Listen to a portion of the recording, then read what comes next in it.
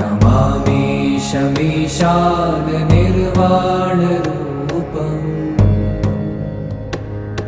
विभुं व्यापकं ब्रह्मवेदस्वरूपम्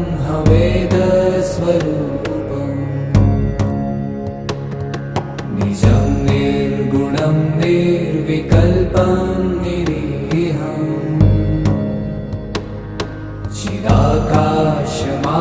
चिदाकाशमाकाशवासं भजेऽहम्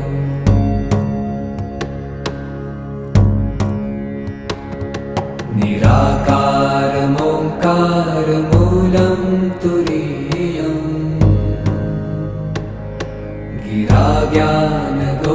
गिराज्ञानगोतीतमीशं